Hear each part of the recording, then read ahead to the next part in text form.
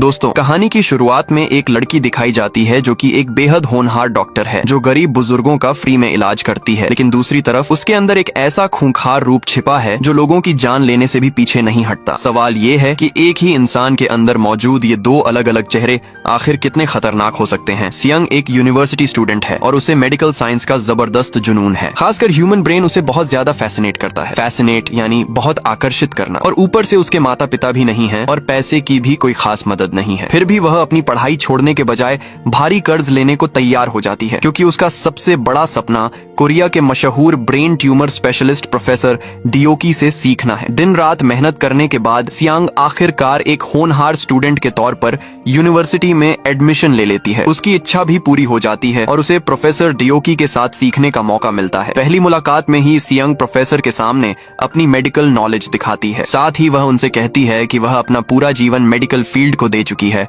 और चाहती है कि प्रोफेसर उसे अपनी सारी नॉलेज सिखाएं। सियांग की मेहनत और सच्चाई देखकर प्रोफेसर डियोकी काफी इंप्रेस होते हैं। इसके बाद जब भी कोई सर्जरी होने वाली होती, प्रोफेसर खुद सियांग को बुलाते और उसे सबसे आगे खड़ा करके पूरी सर्जरी करीब से देखने देते। प्रोफेसर ने उसे सिखाने में अपना पूरा समय लगा दिया था और सियांग ने भी उन्हें निराश नहीं किया। 1 साल भी पूरा नहीं हुआ था कि सियांग खुद अकेले सर्जरी करने लायक बन गई। अब वह प्रोफेसर डियोकी की सबसे पसंदीदा स्टूडेंट बन चुकी थी। उसका करियर बिल्कुल सही दिशा में जा रहा था। लेकिन तभी उसकी जिंदगी में ऐसा मोड़ आता है जो उसे धीरे धीरे अंधेरे रास्ते पर धकेल देता है। हॉस्पिटल की तरफ से एक स्कॉलरशिप निकलती है। इसके जरिए किसी एक स्टूडेंट को विदेश जाकर अपनी मेडिकल स्किल्स और बेहतर करने का मौका मिलने वाला था। सभी को यकीन था कि ये मौका सियांग को ही मिलेगा। सियांग भी खुशी खुशी विदेश जाने की तैयारी करने लगती है। लेकिन जब फाइनल लिस्ट सामने आती है तो उसका नाम उसमें नहीं होता। स्कॉलरशिप किसी और स्टूडेंट को मिल चुकी थी। सियांग का गुस्सा 7वें आसमान पर पहुंच जाता है और वह सीधे प्रोफेसर डियोकी के ऑफिस में पहुंचकर सवाल करने लगती है। उस समय स्कॉलरशिप पाने वाले स्टूडेंट की माँ भी वहाँ मौजूद थी। सियांग ने बिना सोचे उस महिला को खरी खोटी सुनानी शुरू कर दी। उसे लगा कि उस महिला ने अपने बेटे के लिए स्कॉलरशिप खरीद ली है। सियांग को उसका तरीका भी बहुत घटिया लगा। सियांग का गुस्सा देखकर प्रोफेसर डियोकी भी अपना आपा खो देते हैं और उसे जोरदार थप्पड़ मार देते हैं। इसके बाद वह सियांग की सारी सर्जरी ड्यूटीज भी रोक देते हैं। लेकिन उसी दिन एक ऐसी इमरजेंसी आ जाती है जिसे नजरअंदाज करना मुश्किल था। प्रोफेसर डियोकी और हॉस्पिटल के बाकी बड़े सर्जन्स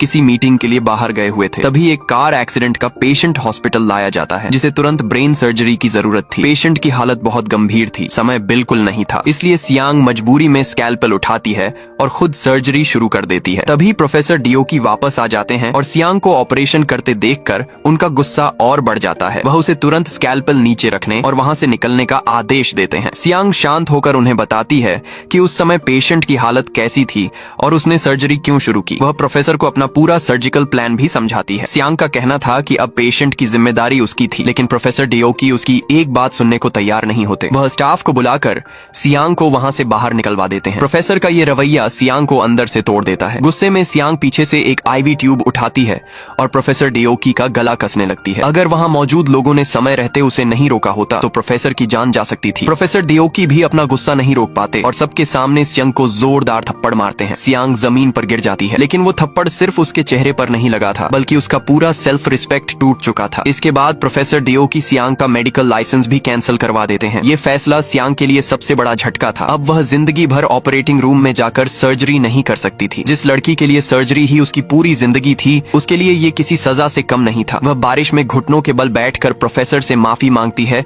और एक मौका देने की रिक्वेस्ट करती है, लेकिन प्रोफेसर डियोकी उसे कोई दूसरा मौका नहीं देते। उस दिन के बाद सियांग अपनी ऊंचाई से सीधे नीचे गिर जाती है। जिसके पास एक समय शानदार करियर था, अब उसके हाथ में कुछ भी नहीं बचा था। लेकिन सियांग हार मानने वाली नहीं थी। वह अंडरग्राउंड में ब्रेन ट्यूमर सर्जरी करने लगती है। अब वह उन लोगों की इलीगल सर्जरी करती थी जिन्हें आम हॉस्पिटल में इलाज नहीं मिलता था। इनमें गैंगस्टर्स और ऐसे लोग भी शामिल थे जिनका संबंध अपराध की दुनिया से था। लाइसेंस न होने के बावजूद सियांग की सर्जरी आज तक कभी फेल नहीं हुई थी। एक बार उसने एक गैंग लीडर की जान बचाई, लेकिन सर्जरी के बाद एक नर्स ने चुपके से उसकी आईवी बैग में कुछ मिला दिया। असल में वह नर्स पहले उसी हॉस्पिटल में सियांग के साथ काम करती थी। उसे प्रोफेसर डियोकी और सियांग के बीच हुई पूरी घटना की जानकारी थी। उसे ये भी पता था कि सियांग का मेडिकल लाइसेंस जा चुका है, फिर भी वह इलीगल सर्जरी कर रही है। नर्स ने आईवी में सिर्फ स्लीपिंग पिल्स मिलाई थी, लेकिन इसी की बात को लेकर वह सियांग को ब्लैकमेल करने लगी। उसने कहा कि अगर वह चाहे तो किसी भी पेशेंट के साथ जानबूझकर ऐसा कुछ कर सकती है जिससे पेशेंट की मौत हो जाए, और अगर इलीगल सर्जरी के दौरान किसी की मौत हुई तो सियांग को पूरी जिंदगी जेल में बितानी पड़ सकती है। इसके बदले नर्स ने सियांग से बड़ी रकम मांगी। उसे लगा कि अब सियांग पूरी तरह उसके हाथ में है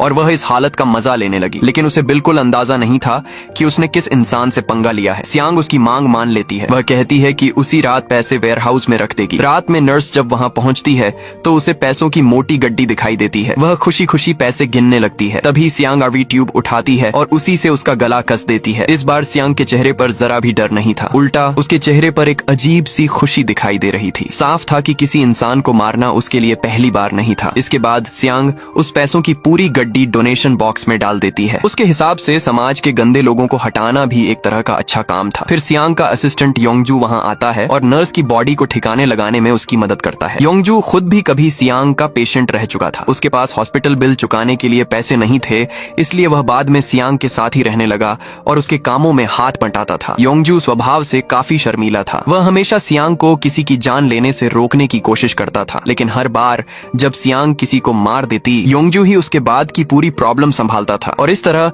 इलीगल सर्जरी करने के साथ साथ सियांग की एक और खतरनाक जिंदगी भी चल रही थी। सियांग ने इलीगल सर्जरी के साथ साथ एक छोटा सा लीगल क्लिनिक भी खोल रखा था। वहाँ वह अक्सर बुजुर्गों का फ्री में चेकअप करती थी। आसपास के लोगों की नजर में सियांग एक खूबसूरत और बहुत नेक लड़की थी। किसी को भी उसके खतरनाक दूसरे चेहरे के बारे में जरा भी अंदाजा नहीं था। इसी वजह से पास वाले रेस्टोरेंट में काम करने वाले एक बदमाश की नजर भी सियांग पर पड़ गई। वह हाल ही में जेल से बाहर आया था और उसके पैर में इलेक्ट्रॉनिक एंकल ब्रेसलेट लगा हुआ था। वहाँ से गुजर रहे एक पुलिस ऑफिसर ने उसे देखा और सियांग को सावधान रहने की सलाह दी, लेकिन कुछ ही समय बाद वही बदमाश सियांग के क्लिनिक में आ पहुंचा। वह उससे बदतमीजी करने लगा और जानबूझकर ताने मारने लगा। इतना ही नहीं, उसने सियांग को सोल के एक बार में साथ चलने के लिए भी कहा। सियांग ने उसकी किसी बात का जवाब नहीं दिया। वह बस चुपचाप उसे देखती रही। असल में ये आदमी सिर्फ लड़कियों पर गलत नजर रखने वाला नहीं था, बल्कि अपनी ही बहन के साथ भी अक्सर बुरा बर्ताव करता था। समय के साथ उसका घमंड और बढ़ता जा रहा था। रात में तो वह शराब पीकर सियांग के घर की खिड़की तक पहुंच गया और उसे गंदी नजरों से देखने लगा। अब सियांग से ये सब और बर्दाश्त नहीं हुआ। उसके दिमाग में उसी वक्त उस बदमाश को खत्म करने का प्लान बनना शुरू हो गया। अगले दिन सियांग खुद उसकी बहन के छोटे से रेस्टोरेंट में पहुंचती है। वहाँ वह चुपचाप उस बदमाश को गौर से देखने लगती है, लेकिन उसे जरा भी अंदाजा नहीं था कि वह खुद मुसीबत के बेहद करीब पहुंच चुका है। सियांग उसे ऐसी नजरों से देख रही थी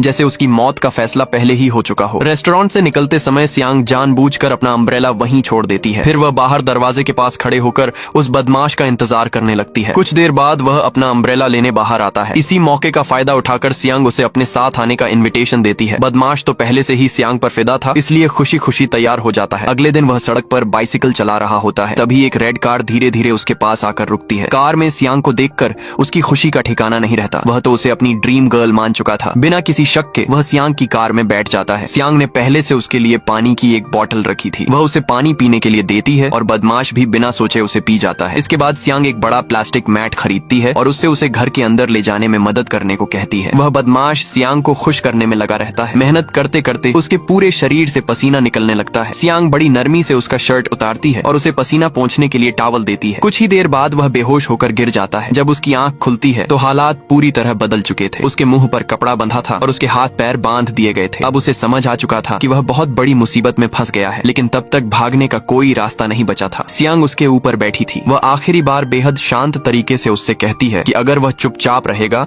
तो उसे ज्यादा तकलीफ नहीं होगी। इसके बाद सियांग एक नाइफ निकालती है और बिना हिचकिचाए उसके गले पर वार कर देती है। बदमाश खून से लथपथ होकर छटपटाने लगता है। उसकी हालत देखकर सियांग के चेहरे पर एक खतरनाक मुस्कान आ जाती है। ऑपरेटिंग रूम में किसी की जान बचाने से सियांग को जो सेटिस्फेक्शन मिलता था, उससे भी ज्यादा उसे किसी की जान लेने में मजा आने लगा था। उधर योंगजू तुरंत वहां पहुंचता है और पूरे कमरे में फैले खून के निशान साफ करने लगता है। इसके बाद वह बदमाश के सभी पर्सनल डॉक्यूमेंट्स जला देता है। सियांग उसकी बॉडी को जंगल में ले जाती है, वहां एक गड्ढा खोदती है और उसे अंदर दफना देती है। दोनों के बीच इतनी अच्छी अंडरस्टैंडिंग थी कि पूरा काम आसानी से हो जाता है। बदमाश के गायब होने के बाद आसपास का इलाका फिर से पहले जैसा शांत हो जाता है। सियांग को लगता है कि उसने एक बुरे इंसान को हटाकर अच्छा ही किया है। इससे उसके मन को भी थोड़ा सुकून मिलता है, लेकिन उसकी ये शांति ज्यादा समय तक नहीं टिकती। कुछ ही समय बाद एक ऐसा इंसान उसके सामने आ जाता है जिसे सियांग अपनी जिंदगी में दोबारा कभी नहीं देखना चाहती थी। वह था प्रोफेसर डिओकी। जिस प्रोफेसर को सियांग कभी अपना सबसे बड़ा मेंटर मानती थी, वही अब बिल्कुल बदला हुआ नजर आ रहा था। पहले जैसा घमंड अब उसके चेहरे पर नहीं था। वह सियांग की पसंद का केक भी लेकर आया था। इस बार प्रोफेसर डिओकी डियोकी खुद सियांग से मदद मांगने आया था। पता चलता है कि प्रोफेसर को भी ब्रेन कैंसर है। अच्छी बात यह थी कि कैंसर अभी शुरुआती स्टेज में था, लेकिन ट्यूमर ऐसी जगह पर था जहां सर्जरी करना बेहद मुश्किल था। प्रोफेसर जानता था कि ये ऑपरेशन सिर्फ सियांग ही सही तरीके से कर सकती है। असल में प्रोफेसर काफी समय से उसकी हर सर्जरी पर नजर रख रहा था। उसने देखा था कि लाइसेंस चले जाने के बाद भी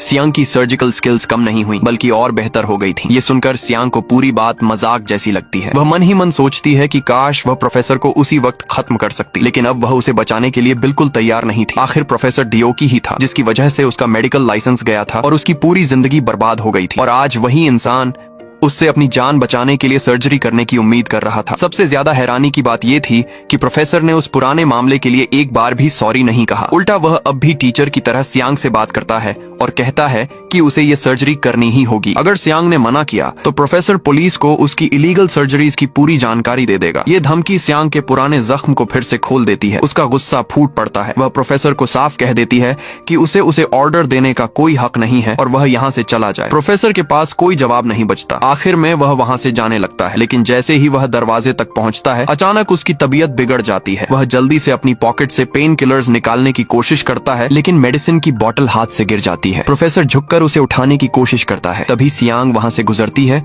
और जानबूझकर उस बोतल को पैर से दूर कर देती है। जिस इंसान के सामने सियांग कभी बारिश में घुटनों के बल बैठकर माफी मांग रही थी, वही आज उसके पैरों के पास बेबस पड़ा था। लेकिन इस बार सियांग के अंदर उसके लिए जरा भी दया नहीं थी। वह प्रोफेसर डियोकी की कीमती मेडिसिन टैबलेट्स को बेरहमी से कुचल देती है, फिर उसे बार बार पैर से हटाती है और जोर जोर से हंसती है। 10 साल से ज्यादा समय से उसके अंदर दबा गुस्सा जैसे आज बाहर निकल रहा था। सियांग को ये सब करके बेहद सुकून मिल रहा था। तभी योंगजू वहाँ पहुँचता है और उसे रोक देता है। दूसरी तरफ प्रोफेसर डियोकी दर्द के कारण बेहोश हो जाता है। अच्छी बात ये थी कि योंगजू पहले ही एम्बुलेंस बुला चुका था। अगर वह समय पर नहीं आता तो प्रोफेसर की जान शायद सियांग के घर के बाहर ही चली जाती। लेकिन सियांग को अभी पता नहीं था कि प्रोफेसर को उस दिन न बचाने का फैसला आगे चलकर उसके लिए कितनी बड़ी प्रॉब्लम खड़ी करने वाला है। कुछ समय बाद सियांग का क्लिनिक अचानक सील कर दिया जाता है। ये देखकर वह गुस्से में फोन उठाती है और प्रोफेसर डियोकी से बात करती है। इस बार प्रोफेसर कोई बात छिपाता नहीं। वह सीधे कहता है कि अगर सियांग अपना क्लिनिक दोबारा खुलवाना चाहती है तो उसे बुसान आकर उससे मिलना होगा। सियांग अपना गुस्सा कंट्रोल करती है। अब वह खुद देखना चाहती थी कि प्रोफेसर आखिर उससे क्या चाहता है। उधर प्रोफेसर डियोकी बुसान पहुंच चुका था, जहां मेडिकल वर्ल्ड की सबसे बड़ी और प्रतिष्ठित अवार्ड सेरेमनी होने वाली थी। डियोकी लगातार 9 साल से एक बेहतरीन डॉक्टर रहा था, इसीलिए इस साल भी सबसे बड़ा मेडिकल अवार्ड उसी को मिलने की उम्मीद थी। पूरे समारोह में हर किसी की नजर उसी पर थी, लेकिन जितनी ज्यादा उसकी तारीफ हो रही थी उतना ही सियांग के अंदर गुस्सा बढ़ता जा रहा था। एक दिन बाथरूम जाते समय सियांग ने कुछ डॉक्टर्स की बातचीत सुन ली। तभी उसे पता चला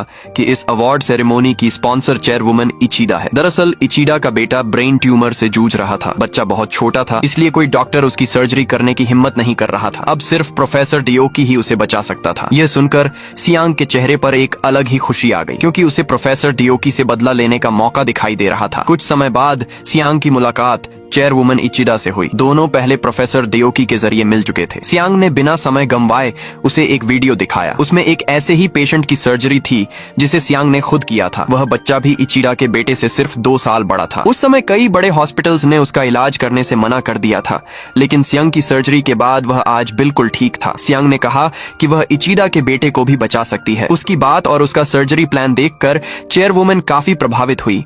उसने पूछा कि बदले में सियांग को क्या चाहिए, लेकिन सियांग ने पैसे लेने से साफ मना कर दिया। उसकी सिर्फ एक मांग थी कि इस साल प्रोफेसर डियोकी को सबसे बड़ा अवार्ड न दिया जाए। वह चाहती थी कि डियोकी सबके सामने हार जाए। ये सुनते ही चेयरवुमन इचिदा भड़क गई और उसने सियांग को बाहर जाने के लिए कह दिया। अगले दिन भी सियांग ने हार नहीं मानी और दोबारा उससे मिलने पहुंच गई। इचिदा ने कहा कि जो इंसान अपने ही टीचर की इज्जत नहीं करता वह अच्छा इंसान नहीं हो सकता, इसलिए वह अपने बेटे की जान ऐसे डॉक्टर के हाथ में नहीं दे सकती। सियांग को लगा कि उसका पूरा प्लान खत्म हो गया, लेकिन उसी रात कहानी ने अचानक पलटी खाई। चेयरवुमन इचिदा खुद सियांग के पास पहुंची। इस बार उसका रवैया पूरी तरह बदल चुका था। उसने सियांग को सर्जरी करने की इजाजत दे दी, लेकिन साफ चेतावनी दी कि अगर सर्जरी नाकाम हुई तो उसे इसकी भारी कीमत चुकानी पड़ेगी। सियांग को समझ नहीं आया कि इतनी जल्दी सब कैसे बदल गया। फिर उसने अपना सामान तैयार किया और इचिदा के प्राइवेट प्लेन से जापान के लिए निकल गई। वहाँ पहुँचते ही ऑपरेटिंग रूम तैयार था। सियांग ने भी गंभीर हालत में पड़े बच्चे से कॉन्फिडेंस के साथ बात की और सर्जरी शुरू कर दी। उधर उसी समय मेडिकल अवार्ड सेरेमनी भी शुरू हो चुका था। शुरुआत में सब कुछ सामान्य चल रहा था, लेकिन सर्जरी के दौरान अचानक हालात बिगड़ते नजर आए। सियांग के चेहरे पर खून के छींटे आ गए और आसपास मौजूद डॉक्टर्स घबरा गए। एक डॉक्टर ने उससे कहा कि पहले पेशेंट की चोट को संभालकर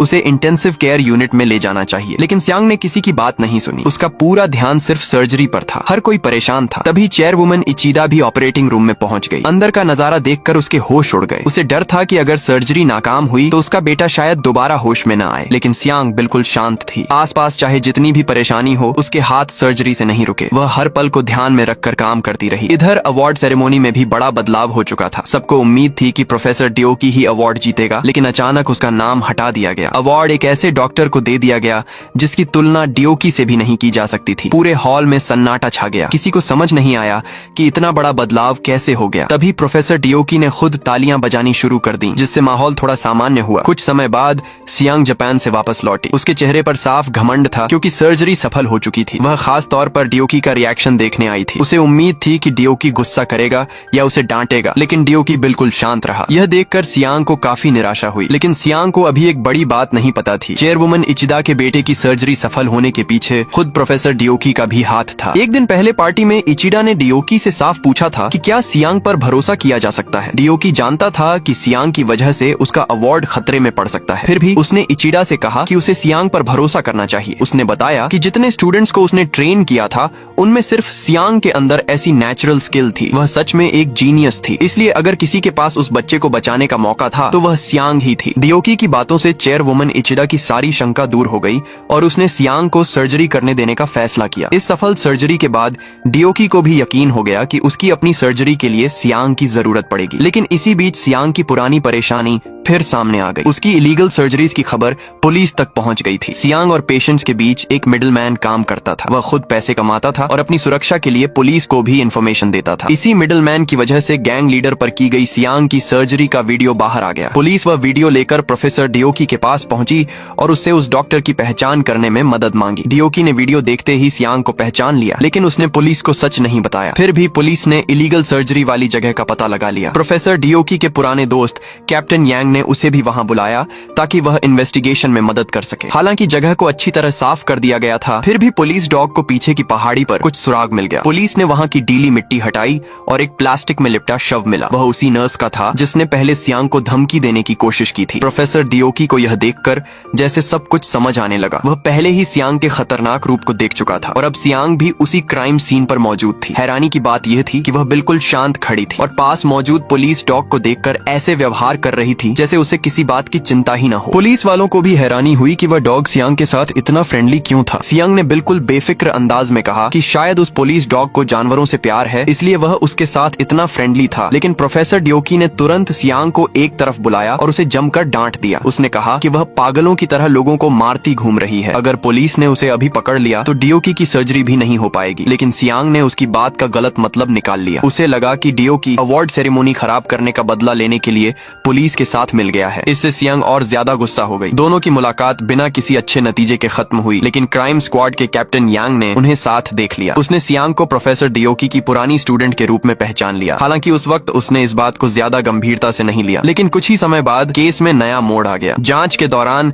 नर्स के कपड़ों से डॉग के बाल मिले। अभी यह पता नहीं चल पाया था कि वह किस नस्ल के डॉग के बाल हैं। विक्टिम के पास खुद कोई डॉग नहीं था, इसलिए फोरेंसिक्स को शक हुआ कि ये बाल शायद किलर के डॉग के हो सकते हैं। एक यंग पुलिस ऑफिसर ने यह जानकारी डियोकी के साथ भी शेयर कर दी। उसी रात डियोकी ने उस ऑफिसर को अपने साथ बाहर आने के लिए कहा। डियोकी ने पहले ही दरवाजे के हैंडल पर कुछ लगा रखा था। फिर मौका मिलते ही उसने ऑफिसर को एक हैंडकरचिफ दे दिया। ऑफिसर ने भी अपने शक के बारे में डियोकी को बताया। उसने कहा कि जिस महिला से वे पहले मिले थे वह डियोकी की स्टूडेंट रह चुकी है। अब उन्हें यह भी पता चला था कि विक्टिम के पास कोई डॉग नहीं था, इसलिए हो सकता है कि ये बाल किलर के डॉग के हों। इत्तेफाक से डियोकी की उसी स्टूडेंट के पास भी इसी तरह का डॉग था, लेकिन अगले ही पल वह ऑफिसर बेहोश हो गया। अब प्रोफेसर डियोकी का असली चेहरा सामने आता है। बाहर से वह जितना शांत और अच्छा डॉक्टर दिखता था, अंदर से वह सियांग से भी ज्यादा खतरनाक था। लोगों को मारने का यह उसके लिए कोई पहला मामला नहीं था। एक बार सर्जरी के दौरान उसने अपने एक ऐसे दोस्त को खत्म करने की कोशिश की थी जिससे वह नफरत करता था, लेकिन सियांग को उसकी हरकत का पता चल गया था। वह नहीं चाहती थी कि डियोकी का मेडिकल करियर बर्बाद हो, इसलिए उसने जानबूझकर उसे घायल कर दिया और उसके हाथ से वह नाइफ हटा दी। इसके बाद सियांग ने नया स्कैल्पल संभाला और सर्जरी को सही तरीके से पूरा किया। सियांग चाहती थी कि वह डियोकी को यह बात बताए, लेकिन उस घटना के बाद दोनों के बीच दूरी और बढ़ गई। डियोकी के लिए यह बहुत शर्म की बात थी कि उसकी सबसे प्यारी स्टूडेंट ने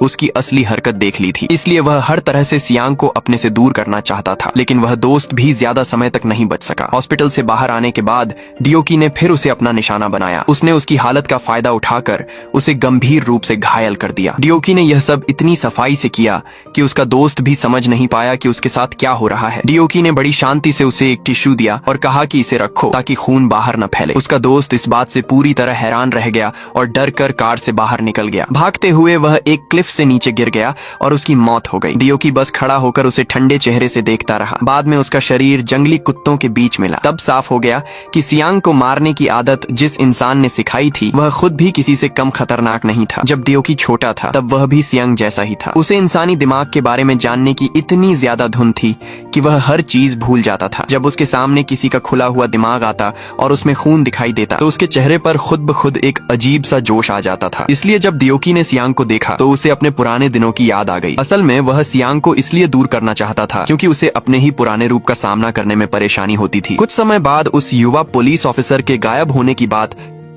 कैप्टन यांग तक पहुंच गई। उसने ऑफिसर की आखिरी फोन कॉल की जांच की तो पता चला कि आखिरी कॉल प्रोफेसर डियोकी ने की थी। कैप्टन यांग ने डियोकी को मिलने के लिए बुलाया और पूछा कि क्या वह उस रात उस पुलिस ऑफिसर से मिला था। डियोकी ने माना कि दोनों ने मिलने का प्लान बनाया था, लेकिन बाद में उसे अचानक एक जरूरी काम आ गया, इसलिए उनकी मुलाकात नहीं हो पाई। इसी बीच कैप्टन यांग के साथी ने भी कॉल करके बताया कि उसने आसपास के सीसीटीवी कैमरास चेक किए हैं। साथ ही उसने डियोकी के हाउसकीपर से भी पूछताछ की। हाउसकीपर ने बताया कि पिछली रात जब वह खाना लेकर आया था तो उसे बाथरूम से पानी चलने की आवाज सुनाई दी थी, इसलिए उसे लगा कि डियोकी घर पर ही है। लेकिन असल में यह सब डियोकी का बनाया हुआ प्लान था। वह उस रात घर के पीछे वाले दरवाजे से बाहर निकल गया था और दूसरे गराज में छिपी लग्जरी कार लेकर चला गया था। उसने इतनी सफाई से सब कुछ किया था कि उसके खिलाफ कोई पक्का सबूत नहीं मिल सकता था। लेकिन अब सियांग के लिए एक और प्रॉब्लम खड़ी हो गई थी। वह था धोखा देने वाला मिडलमैन। डियोकी ने उसे कांटेक्ट करने की पूरी कोशिश शुरू कर दी। पहले वह उसका इरादा समझना चाहता था, फिर डियोकी ने उसे भरोसा दिलाया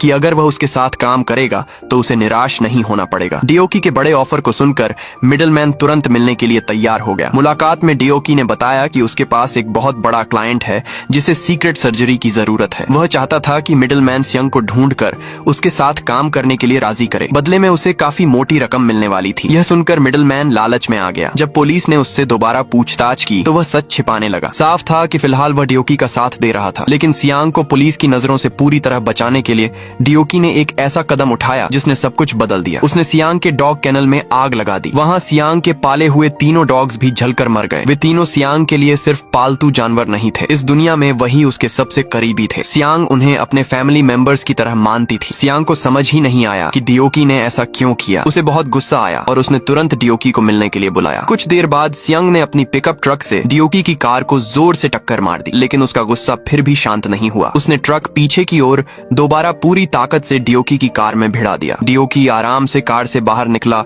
और कार के सामने सीधा खड़ा हो गया। उसने बिना किसी डर के सिगरेट जलाई। उसके पास बैठा योंगजू ये सब देखकर घबरा गया। उसने सियांग को समझाने की कोशिश की, लेकिन सियांग की आंखों पर गुस्सा पूरी तरह हावी था। उसने सामने खड़े डियोकी को देखा और फिर से गैस दबा दी, मगर आखिरी पल में भी वह डियोकी को कुछ नहीं कर पाई। इसके बाद सियांग अपने डॉग्स को खोने के गम में पूरी तरह टूट गई। उसे लग रहा था जैसे उसकी पूरी दुनिया ही खत्म हो गई हो। तभी वही मिडलमैन उसके पास आया और उसने सियांग को एक नया काम ऑफर किया। सियांग उसके बारे में अच्छी तरह जानती थी, इसलिए वह उसके साथ दोबारा काम नहीं करना चाहती थी। लेकिन प्रॉब्लम यह थी कि कॉलेज जाने के लिए सियांग ने जो लोन लिया था वह इसी आदमी से लिया गया था। अब उस लोन पर इंटरेस्ट बढ़ते बढ़ते 10 करोड़ तक पहुंच चुका था, इसीलिए इस बार फैसला सियांग के हाथ में नहीं था। सबसे बड़ी बात यह थी कि सियांग को बिल्कुल पता नहीं था कि जिस डॉक्टर के साथ उसे काम करना है वह डियोकी ही है। अब पीछे हटने का कोई रास्ता नहीं था। ये 4 साल बाद दोनों की पहली पार्टनरशिप होने वाली थी। कुछ समय बाद दोनों को एक बड़े यॉट पर भेजा गया। यॉट इंटरनेशनल वाटर्स में आगे बढ़ रहा था और वहीं एक सीक्रेट ब्रेन ट्यूमर सर्जरी की तैयारी थी। जिस पेशेंट का ऑपरेशन होना था वह एक कल्ट का सबसे बड़ा लीडर था। उसके सारे काम इतने सीक्रेट थे कि उसकी सर्जरी को पब्लिक नहीं किया जा सकता था। जैसे जैसे यॉट जमीन से दूर होता गया, सियांग ने अपने डॉग्स की राख को हाथ में लिया और समुद्र में बहा दिया। वह इसी तरह उनसे आखिरी बार गुड बाय कहना चाहती थी, लेकिन जब वह गम में डूबी हुई थी तभी डियोकी उसके पास आ गया और उससे बात करने लगा। सियांग को समझ नहीं आया कि डियोकी के पास पहले से इतना पैसा और नाम होने के बाद भी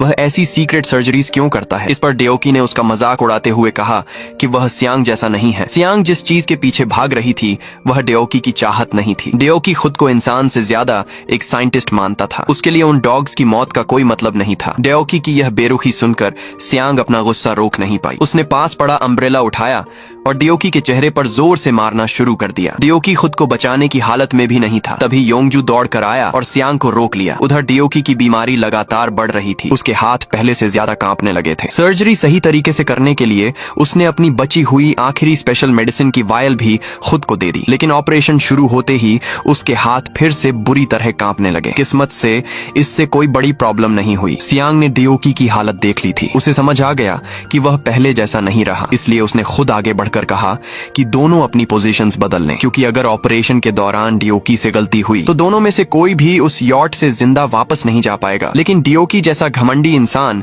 अपने स्टूडेंट के सामने हार मानने को तैयार नहीं था। वह दर्द सहते हुए भी स्कैल्पेल पकड़े रहा और सर्जरी जारी रखी। तभी एक अजीब बात हुई। जो डियोकी हमेशा काम के समय सिर्फ सर्जरी पर ध्यान देता था, वही अब ऑपरेशन के बीच सियांग से बातें करने लगा। सियांग ने डियोकी से ऐसे शब्द पहले कभी नहीं सुने थे। उसे कभी अपने टीचर से सीधे तारीफ या रिकॉग्निशन नहीं मिली थी, इसीलिए उसके सामने खड़ा यह पुराना टीचर उसे एक साथ जाना पहचाना भी लग रहा था और बिल्कुल अनजान भी। कुछ देर बाद सर्जरी सफल हो गई। ऑपरेशन खत्म होते ही सियांग डियोकी के पीछे चली गई। डियोकी ने कहा कि उसने काफी समय बाद खुद को इतना खुश महसूस किया है। उसने यह भी कहा कि वह सियांग से नफरत नहीं करता, बल्कि असल में नफरत सियांग उसके लिए रखती है। यह सुनकर सियांग काफी देर तक चुप रही। फिर पहली बार उसने अपने दिल में छिपी असली भावनाओं को समझना शुरू किया। कई साल पहले जब दोनों ने साथ में एक मुश्किल सर्जरी की थी, उस समय की खुशहाल यादें सियांग ने डियोकी के साथ शेयर की। डियोकी के लिए भी वह दौर उसकी जिंदगी का सबसे खुशहाल समय था। अब दोनों ऐसे खुलकर बातें कर रहे थे जैसे लंबे समय बाद दो पुराने दोस्त मिले हों। पहली बार सियांग ने अपने टीचर के सामने सिर झुकाकर उन्हें सम्मान दिया। ऐसा लग रहा था जैसे पिछले 4 साल की सारी नाराजगी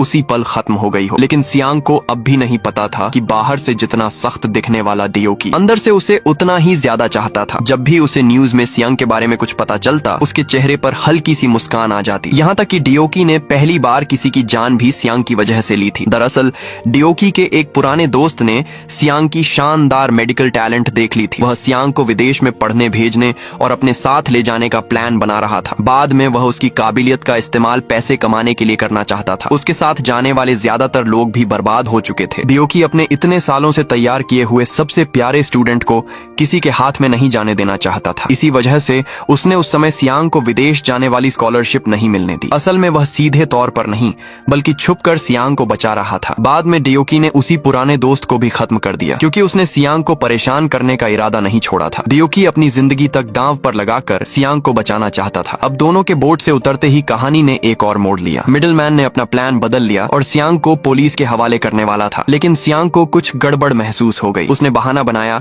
कि उसके सिर में दर्द हो रहा है और योंगजू से मेडिसिन लेने को कहा। मिडिलमैन का ध्यान दूसरी तरफ जाते ही सियांग वहां से निकल गई। जब मिडिलमैन पुलिस के पास पहुंचा तो उसे पता चला कि सियांग गायब है। थोड़ी देर बाद जब दोनों आमने सामने आए तो उसने पूछा कि वह कहां चली गई थी। सियांग ने कहा कि वह बस कुछ खाने बाहर गई थी और अब उससे अकेले में बात करना चाहती है, लेकिन उसके मन में अब कुछ और ही चल रहा था। वह मिडिलमैन को खत्म करने का इरादा बना चुकी थी। इसी बीच उसे अपने पुराने कॉलीग का फोन आया। उसने बताया कि डियोकी का ब्रेन कैंसर अब आखिरी स्टेज में पहुंच चुका है। अगर जल्द सर्जरी नहीं हुई तो वह 1 महीने से ज्यादा नहीं जी पाएगा। सियांग इस बात को समझ भी नहीं पाई थी कि तभी उसके पास से एक जाना पहचाना आदमी गुजर गया। उसने मिडिलमैन को अपने साथ लिया और गली की तरफ चला गया। जब सियांग ने पीछे मुड़कर देखा तो मिडिलमैन की हालत खराब थी और वह ठीक से खड़ा भी नहीं हो पा रहा था। डियोकी उसे वहां से ले जा रहा था। जमीन पर पड़े खून के निशान और अंधेरे में गायब होते दोनों लोगों को देखकर सियांग को पूरी सच्चाई समझ आ गई। जिस टीचर से वह सबसे ज्यादा नफरत करती थी, वही इतने समय से चुपचाप उसकी रक्षा कर रहा था। सियांग के रास्ते में आने वाली सारी बड़ी परेशानियों को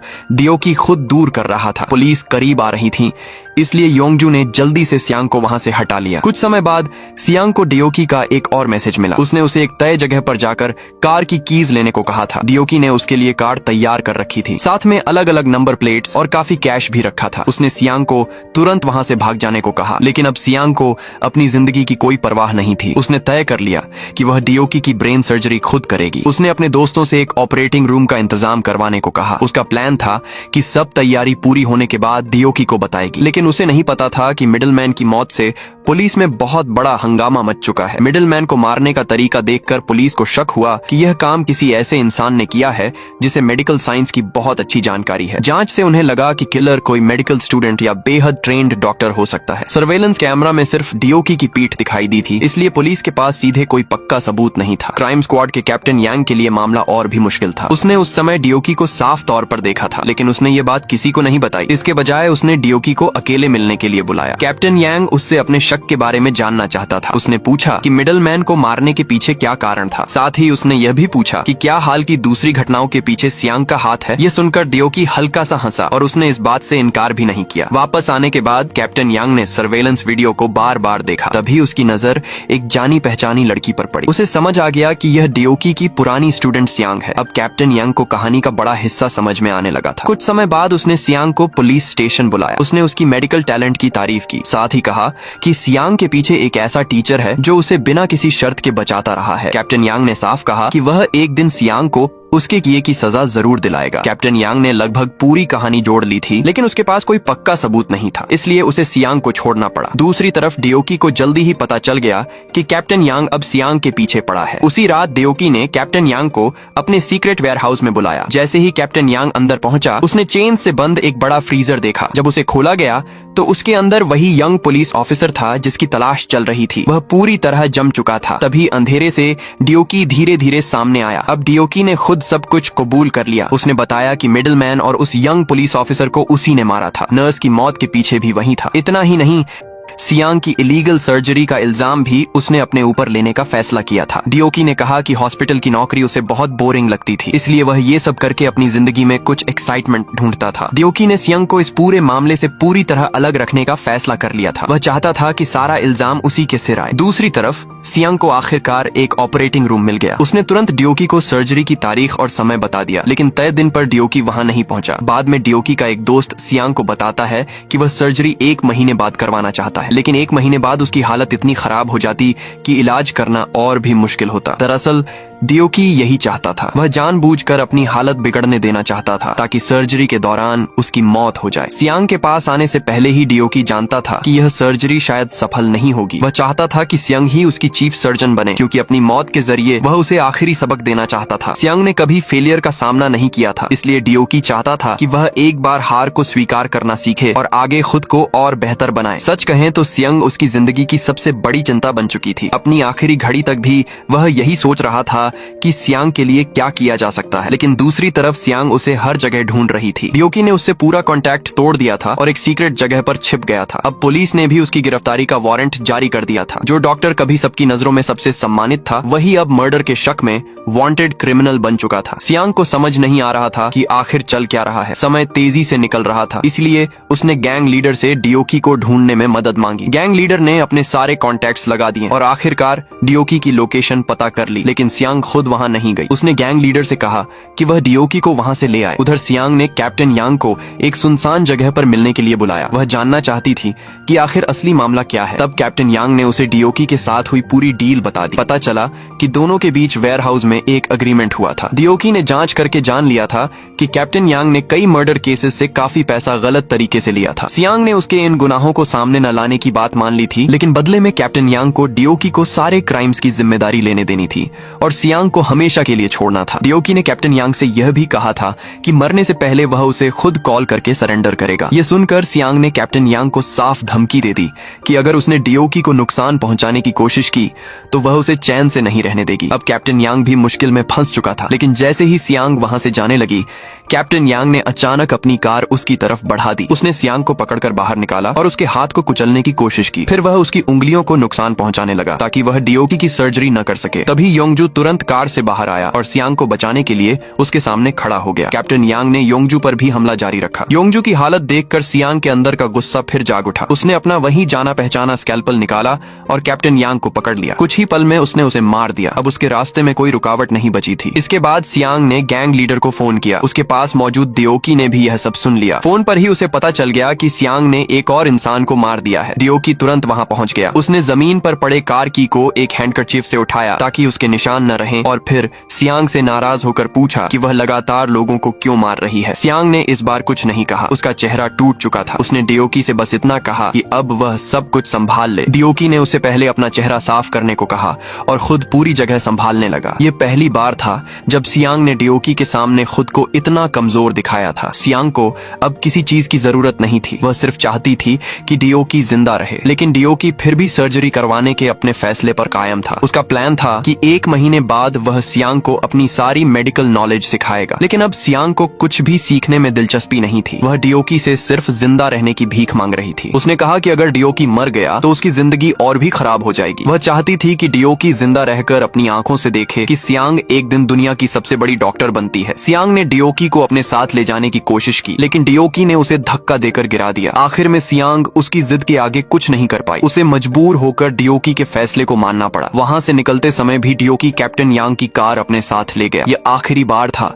जब उसने सियांग के पीछे से सारी परेशानी साफ की। 1 महीने बाद सियांग का फोन बजा। तय समय के मुताबिक दोनों ऑपरेटिंग रूम में आमने सामने थे। तब तक डियोकी की हालत बहुत खराब हो चुकी थी। उसने बड़ी मुश्किल से सियांग से हाथ मिलाने की कोशिश की, लेकिन सियांग ने उसका हाथ नहीं पकड़ा। वह अब भी अपने फैसले पर पूरी तरह कायम थी। उसे भरोसा था कि यह सर्जरी फेल नहीं होगी और डियोकी ठीक होने के बाद दोनों हाथ मिलाएंगे। समय तेजी से बीतता गया। फिर आधे साल बाद की कहानी सामने आती है। सियांग अभी भी अंडरग्राउंड में इलीगल सर्जरीज कर रही थी, लेकिन इस बार एक चीज बदल चुकी थी। अब वह अकेली नहीं थी। कोई और भी उसके साथ इस अंडरग्राउंड दुनिया में आ चुका था और शायद यही इस सर्जरी का सबसे बड़ा नतीजा था। सियांग ने भले ही डियोकी को खो दिया हो, लेकिन उसकी दी हुई आखिरी सीख के साथ वह आगे बढ़ती रही। बस दोस्तों, यहीं पर इस मूवी की पूरी कहानी खत्म हो जाती है। उम्मीद है आपको यह कहानी पसंद आई होगी। देखते रहिए, अपना ध्यान रखिए और फिर मिलेंगे एक नई कहानी के साथ।